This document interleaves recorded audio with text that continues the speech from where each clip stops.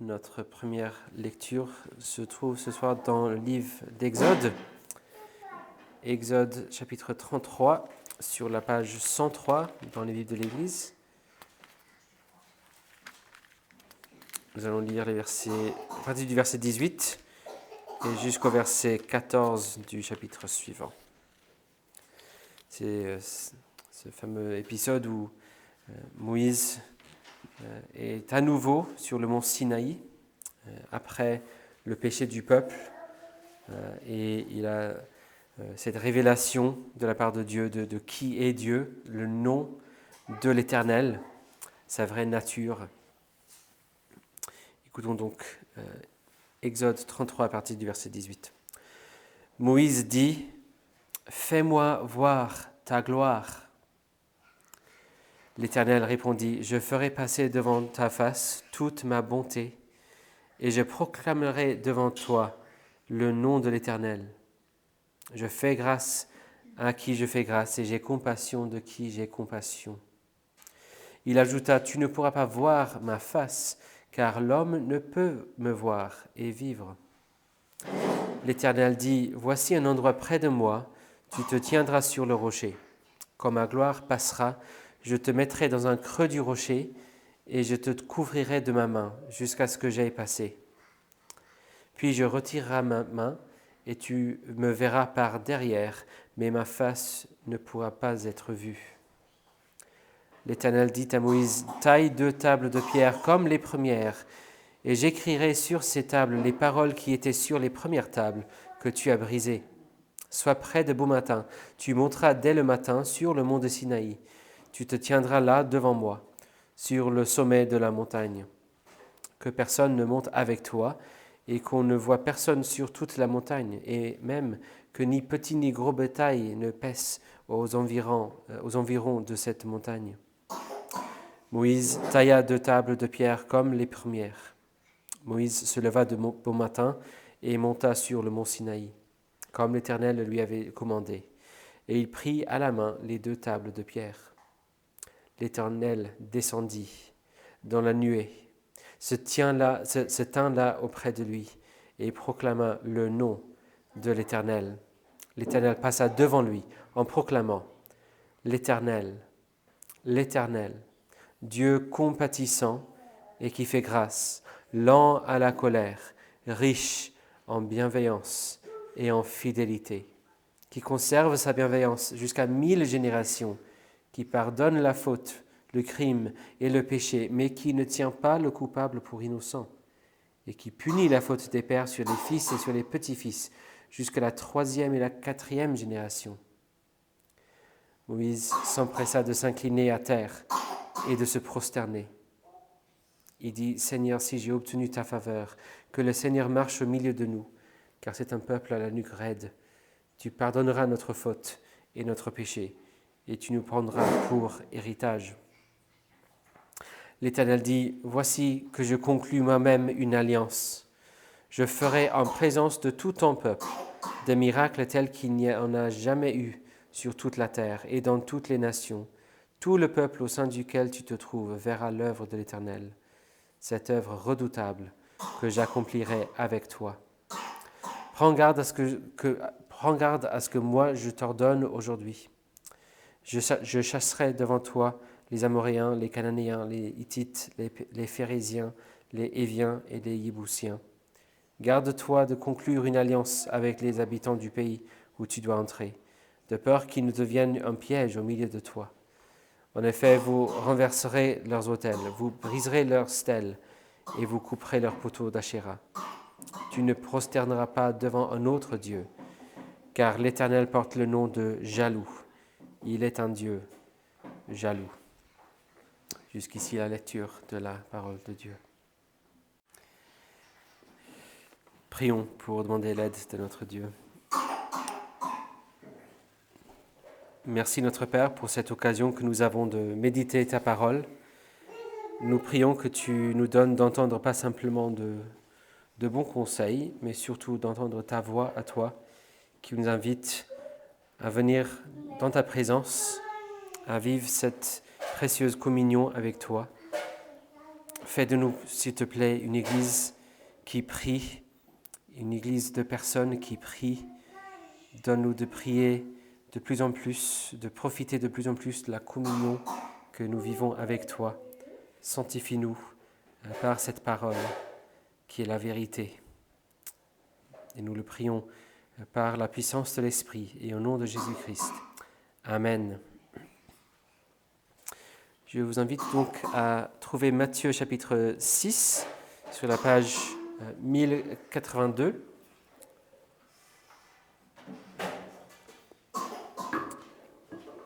On a commencé là il y a 2 semaines avec le tout début de cette prière, la prière du Seigneur ou le Notre Père. En méditant Notre Père qui est aux cieux, là on va faire les 3 premières demandes de cette prière. Mais je vais lire versets 5 à 15. Donc, lisons la parole de Dieu. Lorsque vous priez, ne soyez pas comme les hypocrites qui aiment à prier debout dans les synagogues et au coin des rues pour se montrer aux hommes. En vérité, je vous le dis, ils ont reçu leur récompense. Mais toi, quand tu pries, entre dans ta chambre, ferme ta porte et prie ton Père qui est dans le lieu secret. Et ton Père qui voit dans le secret te le rendra. En priant, ne multipliez pas de vaines paroles comme les païens, qui s'imaginent qu'à force de paroles, ils seront exaucés. Ne leur ressemblez pas, car votre Père sait de quoi vous avez besoin, avant que vous le lui demandiez. Voici donc comment vous devez prier.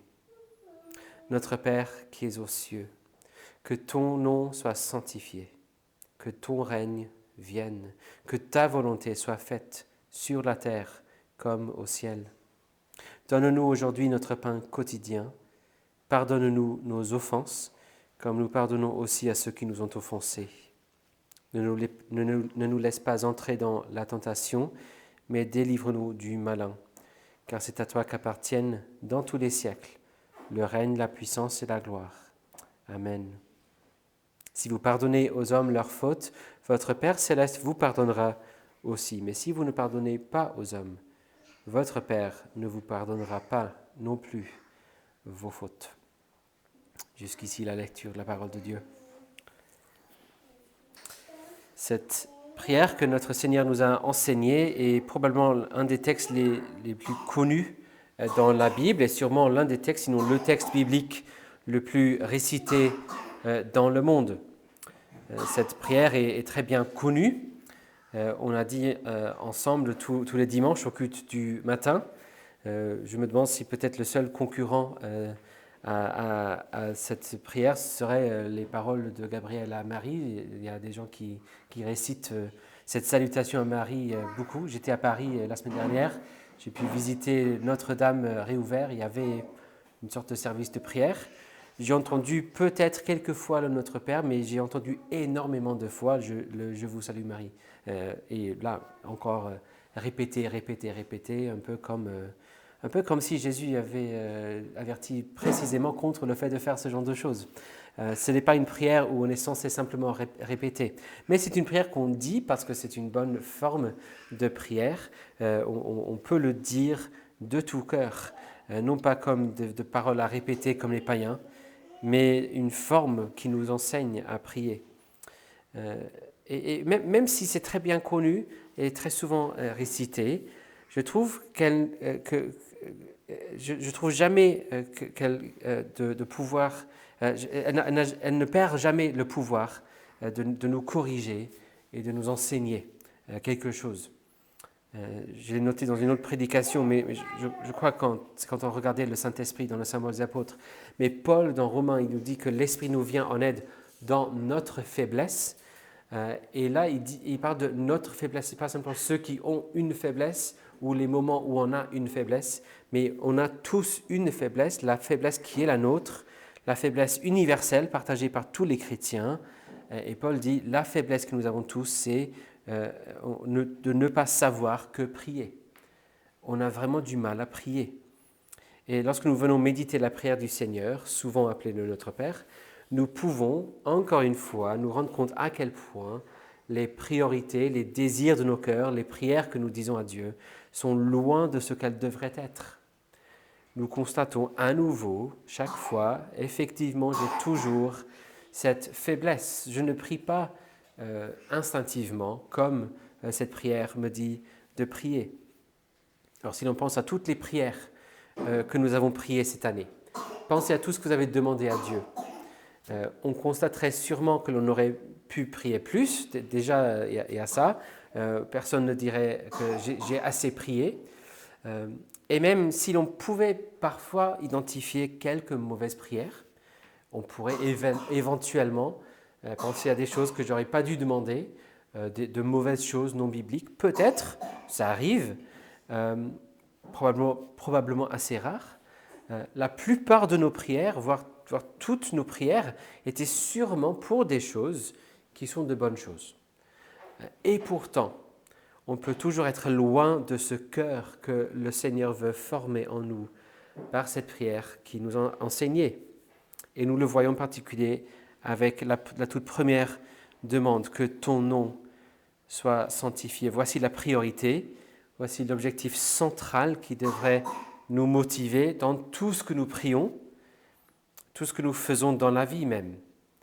Que ton nom soit sanctifié, que le nom de Dieu soit sanctifié, que ce nom soit honoré et glorifié dans nos cœurs, dans le cœur des autres. Quand je pense à toutes les choses que j'ai priées cette année, sûrement plein de choses qui sont bonnes et bibliques même, des choses qui seraient même en lien avec l'idée que le nom de Dieu soit sanctifié et glorifié. Mais est-ce que c'est pour ça que j'ai demandé ces choses-là? Est-ce que j'étais vraiment motivé par la gloire, l'honneur, la réputation de Dieu au-dessus de toute chose? Quand je vois un manque que je vais demander au Seigneur de remplir, est-ce que c'est parce que je vois principalement que Dieu n'est pas honoré par tel ou tel manque, tel ou tel besoin? Est-ce que je le prie parce que je veux surtout, au-dessus de toute chose, que Dieu soit glorifié? On a vraiment besoin que l'Esprit nous vienne en aide dans notre faiblesse, n'est-ce pas? On a même besoin de son aide pour recentrer nos cœurs et nous aider à suivre cet enseignement clair et explicite du Seigneur Jésus. On pourrait dire, mais pourquoi on aurait besoin de l'aide de l'Esprit pour savoir que prier quand on a une prière comme ça? Justement, même pour intégrer une prière comme ça dans nos cœurs, on a vraiment besoin de l'aide de l'Esprit Saint. Combien c'est facile de prier avec une motivation centrale, le désir d'avoir une vie confortable, facile, réussie, tranquille. Et combien c'est facile d'oublier le fait que si j'existe, c'est pour la gloire et l'honneur de Dieu. Dieu n'est pas un simple personnage dans mon histoire à moi. C'est moi qui vis dans son monde à lui. Tout a été créé par lui et surtout pour lui. Cherchons donc la face de notre Dieu et l'aide de son esprit pour que nous placions l'honneur et la gloire de son nom au cœur de nos prières et surtout en premier lieu en motivation pour tout ce que nous demandons. Puis dans la deuxième demande, nous reconnaissons la primauté, la souveraineté de Dieu et ses projets dans le monde. Nous prions que son règne vienne, nous reconnaissons son autorité. Nous prions qu'il nous aide à nous soumettre à son règne de plus en plus et que d'autres se soumettent à lui aussi. Bien évidemment, c'est principalement par l'Évangile que ce règne va venir et se répandre. Lorsque les gens reconnaissent la seigneurie du roi Jésus et plient le genou devant lui. Puis dans la troisième demande, nous avons une demande plus large. On pourrait dire que c'est plus large. Pas simplement qu'il soit honoré, glorifié, même si c'est la toute première chose que nous prions, et pas simplement que les gens se soumettent à lui, mais même là où les gens ne le reconnaissent pas, et même là où les gens ne plient pas le genou devant le Seigneur, nous prions que ce qui se fait soit en lien avec la volonté de Dieu tout de même. D'un côté, on pourrait dire que les demandes se suivent, qui viennent ensemble. Si Dieu est honoré, on va se soumettre à lui et on va faire sa volonté. Mais aussi dans ce monde qui ne le reconnaît pas, nous pouvons prier que même s'il n'est pas reconnu, sa volonté soit faite de toute façon. La prière elle-même reconnaît que la terre, cette partie inférieure, visible de la création, n'est pas un lieu où la volonté de Dieu se fait parfaitement et complètement en tout temps. Et pourtant, la très bonne nouvelle, c'est qu'il y a un lieu où c'est le cas. Dans le ciel, dans cette partie supérieure, invisible de la création, où Dieu a établi son trône, en attendant l'accomplissement de toutes choses, l'unification de tout cela. La création n'est pas totalement dépourvue de lieux où la volonté de Dieu est toujours faite, ce qui nous donne de l'espoir. C'est possible. Il y a un lieu où ça se fait. Ça se fait, ça donne lieu à espérer. La prière nous invite donc à nous souvenir que c'est une possibilité que la volonté de Dieu soit faite. Et même ce qui est préparé pour la nouvelle création, c'est ce qui est prévu pour l'avenir. Lorsque Dieu fait toutes choses nouvelles, le ciel et la terre se réuniront et la volonté de Dieu sera faite parfaitement partout. Nous pouvons prier avec confiance que la volonté de Dieu soit faite, rassurés par le fait que ce n'est pas une impossibilité. C'est ce qui se produit déjà dans le ciel, et nous prions donc que ça arrive ici-bas. Et bien évidemment, dans un sens ultime, ces trois demandes expriment tous ensemble notre désir que cet accomplissement de toutes choses, le retour de Jésus, le renouvellement et la perfectionnement de la création viennent bientôt. C'est la prière de toute l'Église à la fin de l'Apocalypse. Viens, Seigneur Jésus. C'est le sens ultime de ces prières. Viens, Seigneur Jésus. C'est alors que le nom de Dieu sera parfaitement et entièrement sanctifié. Son règne sera venu pleinement. Sa volonté sera faite parfaitement, pas seulement dans le ciel, mais aussi sur la terre. Que cette prière serve donc à rééduquer nos cœurs, à replacer ces choses au centre de nos désirs, et que le Saint-Esprit utilise cet enseignement du Seigneur Jésus pour nous former, pour nous façonner, pour nous aider dans notre faiblesse, cette faiblesse dans la prière, pour que nous puissions prier de plus en plus et en plus de conformité avec la volonté de notre cher Père. Amen. Prions. Amen. Notre Père, merci pour cette parole, cet enseignement. Nous voulons te prier que tu façonnes nos cœurs et nos prières en conformité avec cette prière. Pardonne-nous notre manque de désir pour ta gloire. Pardonne-nous de t'avoir demandé des choses sans penser à ta réputation, ta gloire, ton honneur. Donne-nous de recentrer cela dans nos cœurs comme priorité.